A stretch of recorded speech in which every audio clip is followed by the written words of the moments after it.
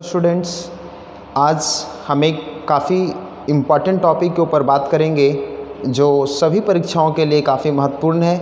और ये टॉपिक हमारा होगा फ्रैक्शन कंपैरिजन, यानी भिन्नों की तुलना।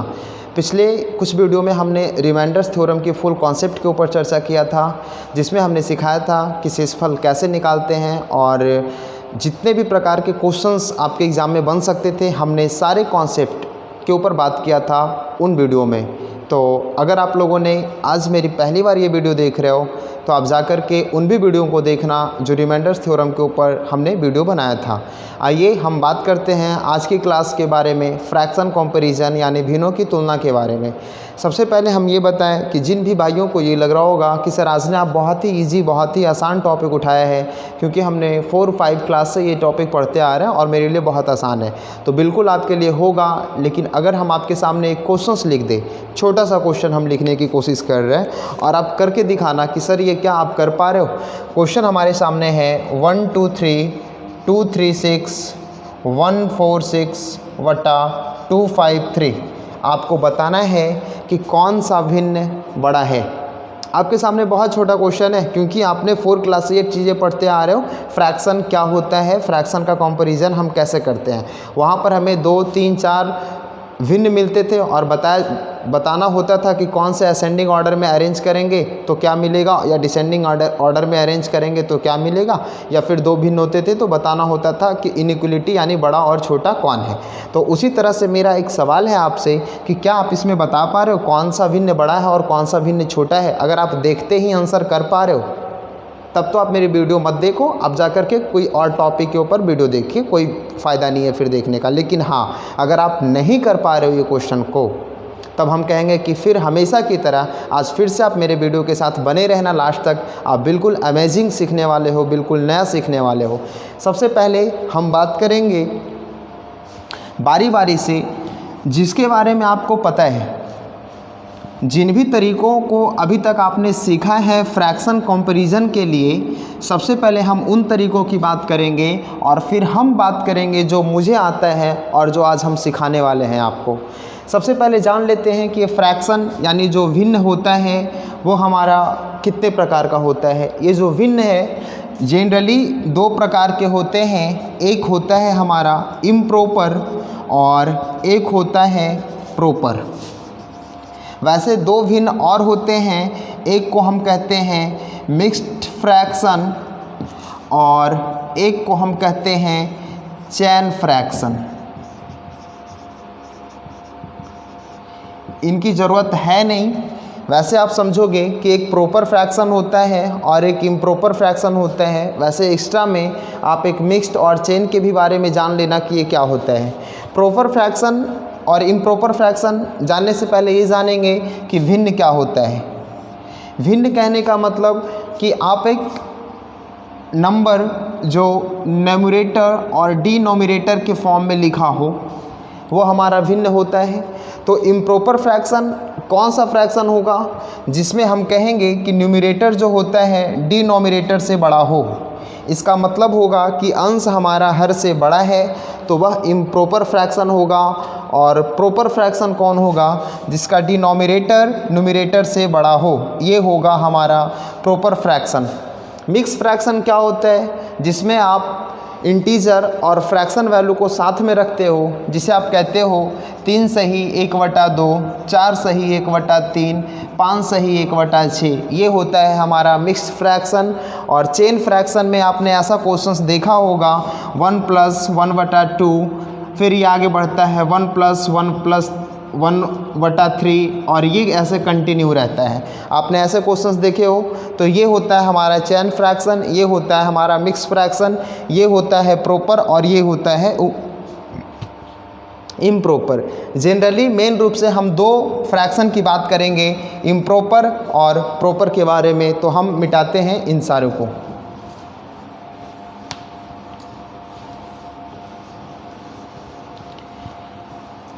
आइए, जैसे आपके सामने जो अभी हमने क्वेश्चंस लिखा था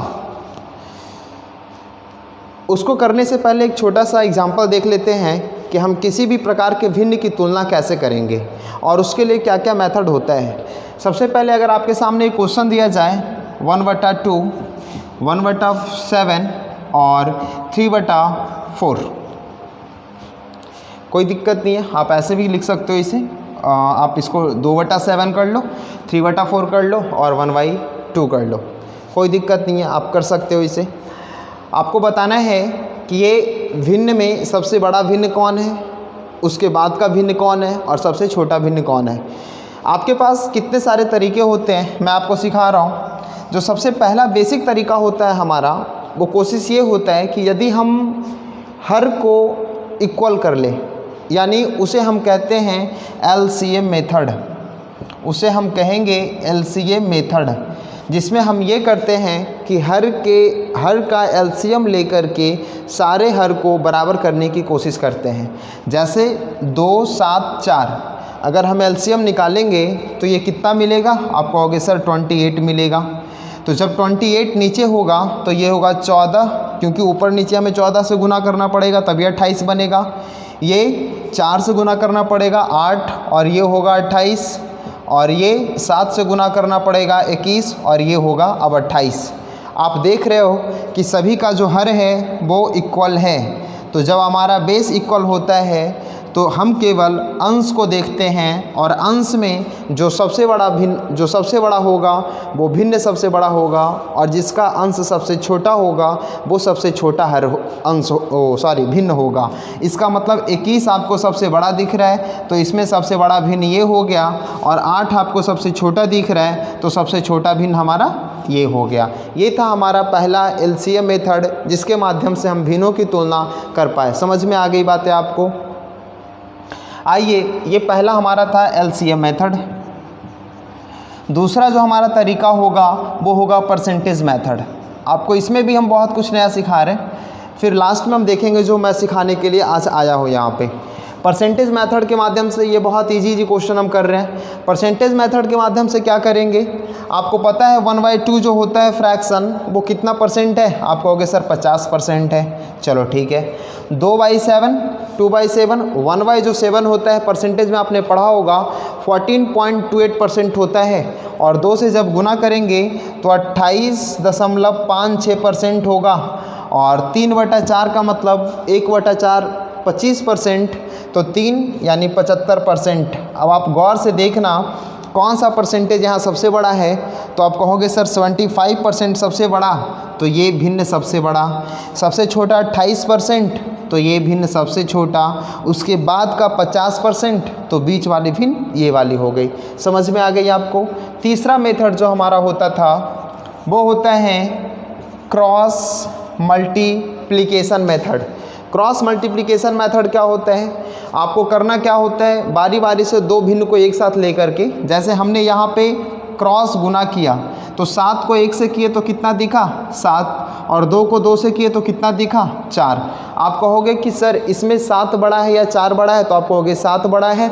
इसका मतलब हुआ कि ये भिन्न बड़ा है इससे। समझ में आ गई आपको? क्योंकि 7 बड़ा है 4 से, तो ये वैल्यू 4 दे रहा है और ये वैल्यू 7 दे रहा है, तो कौन सा बड़ा भिन्न होगा, 7 वाला भिन्न बड़ा होगा। तो जब ये भिन्न बड़ा है तो अब इसका तुलना करेंगे इसके साथ। क्लियर हो रही है ना? क्योंकि हमें सबसे बड़ा ढूंढना है। अब यहाँ से तुलना करेंगे तो फिर इसके साथ क्रॉस करेंगे, तो जब ये क्रॉस इसके साथ करेंगे तो 4 को 1 से करेंगे तो हमें 4 दिखेगा, और जब 3 को 2 से करेंगे तो हमें 6 दिखेगा। कौन सा बड़ा है, आप कहोगे सर 6 बड़ा है, मतलब 6 का वैल्यू ये दे रहा था तो सबसे बड़ा भिन्न ये हो गया। उसके बाद 4 यानी छोटा, तो इसके बाद वाली छोटा ये और फिर इससे छोटा ये। तो हम एक क्रॉस मेथड से भी निकाल सकते थे कि कौन सा भिन्न सबसे बड़ा और कौन सा भिन्न सबसे छोटा और कौन सा भिन्न बीच का था। ये जो हमारा तीनों मेथड है कि भिन्नों की तुलना हम कैसे करेंगे, इन 3 मेथडों के माध्यम से हम कर पा रहे हैं। लेकिन ये देखा जा रहा है कि आपके डाटा कितना इजी और कितना आसान है। तब हम कह रहे हैं कि आप LCM मेथड लगा लो, परसेंटेज मेथड लगा लो और क्रॉस मेथड लगा लो। क्या हम आपके सामने एक जो क्वेश्चन लिखे थे 1 2 3 2 3 6 और एक था 1 4 6 और 2 5 3, आपके सामने एक क्वेश्चन है और आपको कंपैरिजन करना है कि कौन सा भिन्न बड़ा है और कौन सा भिन्न छोटा है। क्या आप इन तीनों मेथड को यहाँ लगाओ। पहला हमारा है LCM मेथड। यहाँ पे एलसीएम आप ले पाओगे क्या इन नंबरों का? कहोगे जी नहीं सर, बिल्कुल नहीं, क्योंकि लेना होगा तो आप इतना आसानी से तो नहीं कर पाओगे। जितना टाइम आपके एग्ज़ाम में मिलता है उतने समय में तो नहीं कर पाओगे, बिल्कुल नहीं कर पाओगे। क्या परसेंटेज मेथड यहाँ लगाओगे? आप कहोगे सर पॉसिबल ही नहीं है, इतना बड़ा डेटा है कि हम परसेंटेज के बारे में सोच भी नहीं सकते। आते हैं क्रॉस मल्टीप्लिकेशन, क्या इन दोनों को गुना करना इतना आसान है क्या?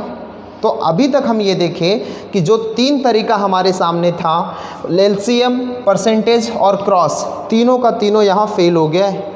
अब हम क्या करेंगे? अब हमारे जो एग्ज़ाम में क्वेश्चंस आते हैं वो इस लेवल के ही क्वेश्चन आते हैं, ना कि इस लेवल का क्वेश्चन। हाँ, हमने 4 क्लास, 5 क्लास, 6 क्लास तक ये सब क्वेश्चन है हमने बहुत करा है और वहाँ तक ये तरीका लगाना बिल्कुल जायज़ है। लेकिन जब आपको ऐसे क्वेश्चंस पूछे जाएंगे अच्छे एग्ज़ाम में, तब आप नहीं कर पाओगे और वहाँ आपको होगी मुश्किल, दिक्कत। तब हम करेंगे क्या? आइए आज की क्लास में हम यही सीखते हैं। अभी तक का केवल हमारा इंट्रो था और हम आपको ये बताना चाह रहे थे कि हम सीख क्यों रहे, ये क्लास हम पढ़ क्यों रहे, ये जानने के लिए कि कौन सा भिन्न बड़ा और कौन सा भिन्न छोटा होगा। आइए सबको हटाते हैं और बिल्कुल बेसिक से शुरू करेंगे। आपको समझ में आएगी, बहुत अच्छा लगेगा आज की क्लास आपको।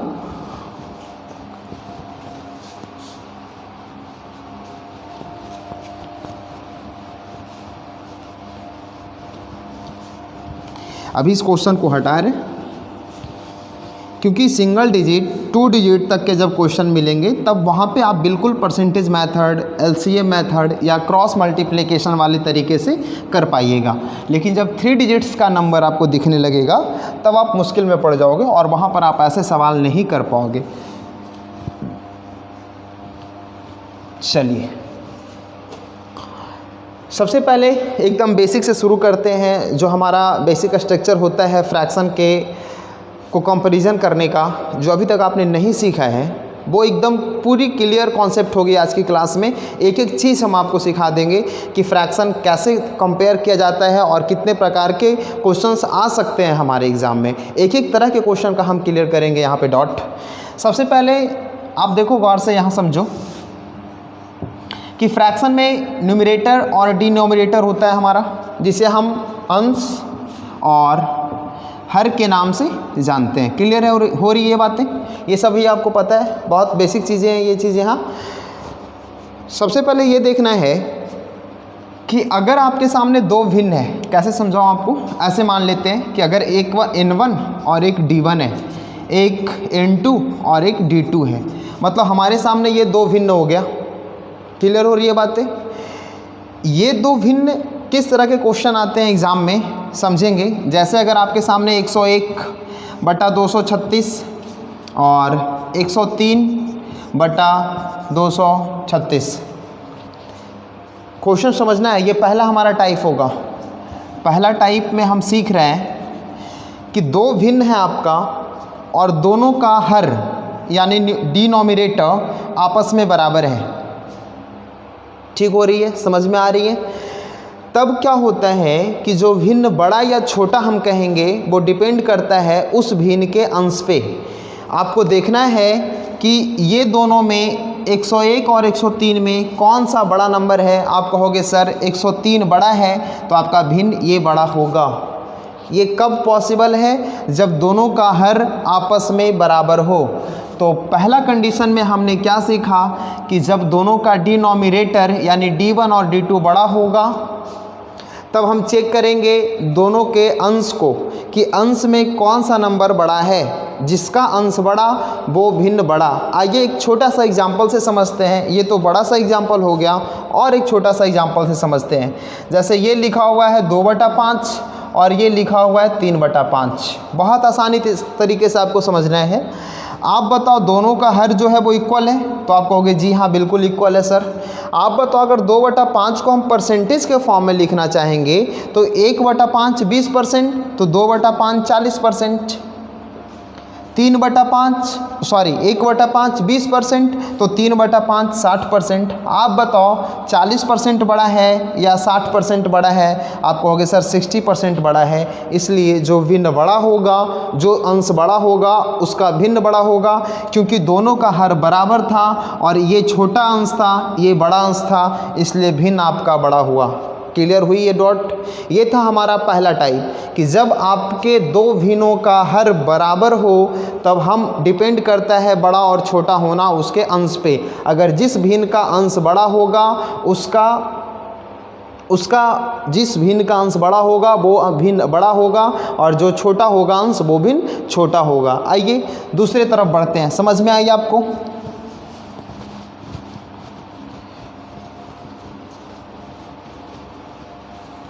चलिए, यानी हमने यहाँ पे ये देखा कि अगर D1 और D2 आपस में बराबर है और अगर N2 का वैल्यू, चलो आप समझ जाओगे, यहाँ से समझ में आ रही है।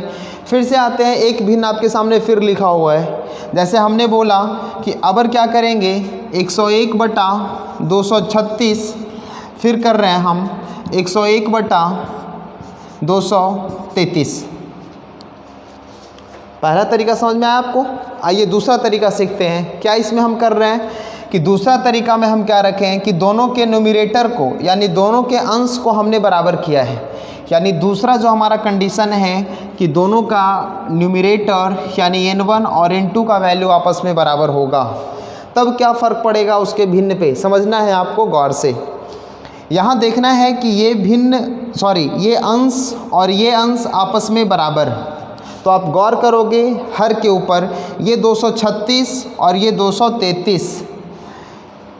ध्यान रखना है, जब हर आपका छोटा होगा वो भिन्न बड़ा होगा। फिर से गौर से सुनिए, और क्यों हो रहा है वो अभी हम एक एग्जाम्पल के माध्यम से समझाते हैं। पहले सुनिए गौर से कि जब दोनों का अंश बराबर, तो जिसका हर छोटा वो भिन्न बड़ा, यानी ये हर छोटा तो ये भिन्न बड़ा। क्यों? आइए समझते हैं। जैसे हमने बोला 2/5 और 2/4, क्लियर है? कोई दिक्कत नहीं है। 2/3 भी आप कर सकते हो, कोई प्रॉब्लम नहीं होगा।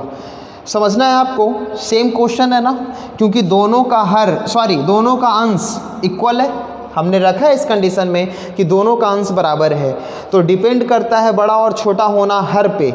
और हमने ये बोला कि जिसका हर छोटा वो भिन्न बड़ा। चेक करते हैं, 1/5 20%, तो 2/5 40%।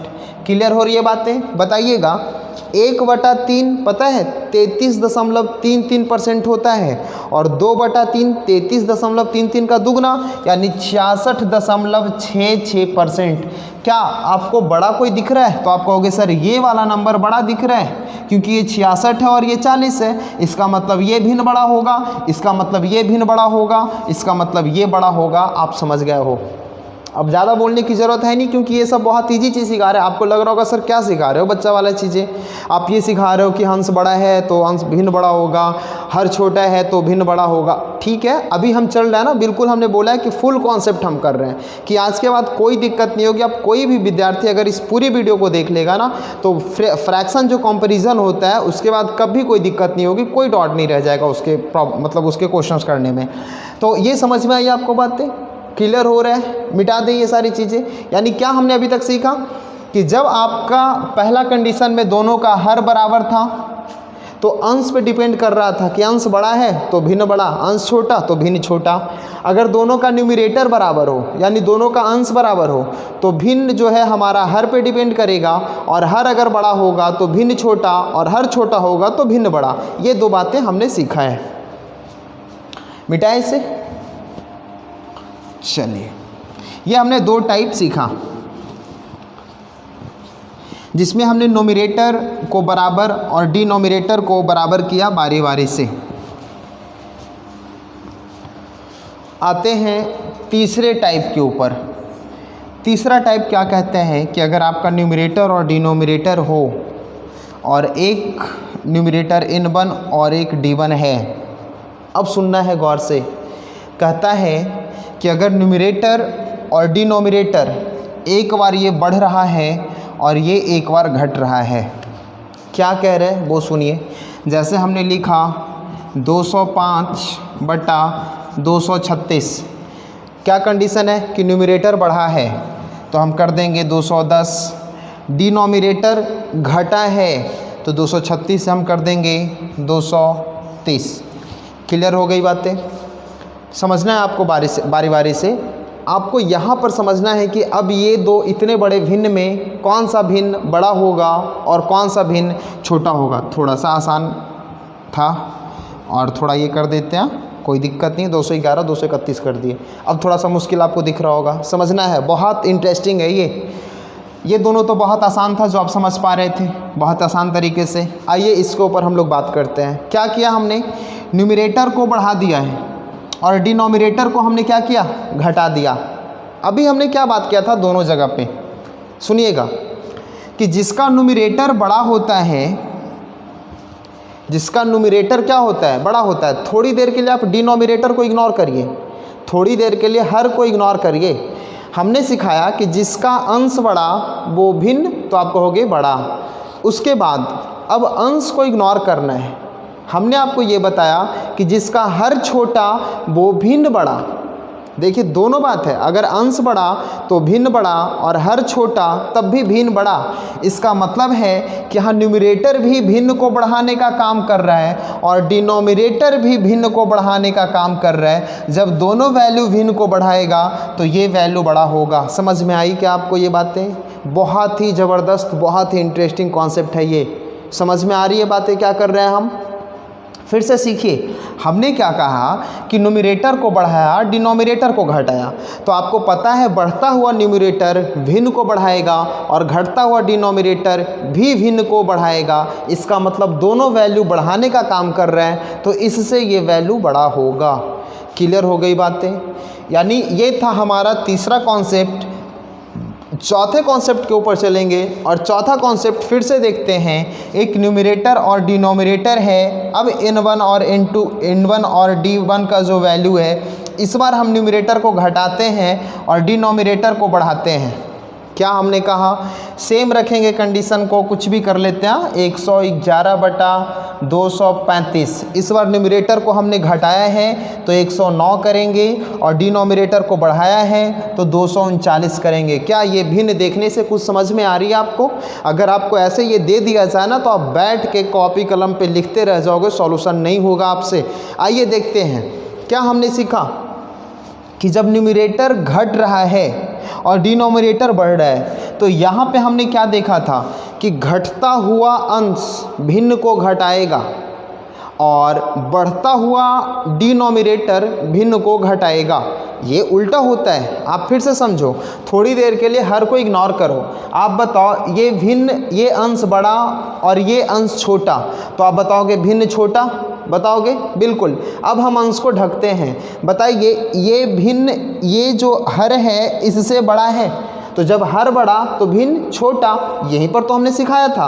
अब आप बताओ ये वैल्यू भी घटाने का काम कर रहा है न्यूमरेटर और डिनोमिनेटर भी घटाने का काम कर रहा है। इसका मतलब ये वैल्यू छोटा होगा और ये था हमारा आंसर।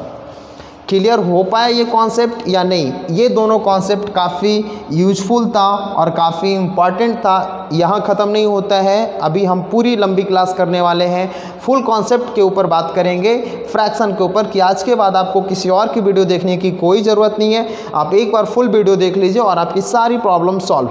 ये समझ में आई आपको? अगर आप स्क्रीनशॉट लेना चाहते हो ले लो।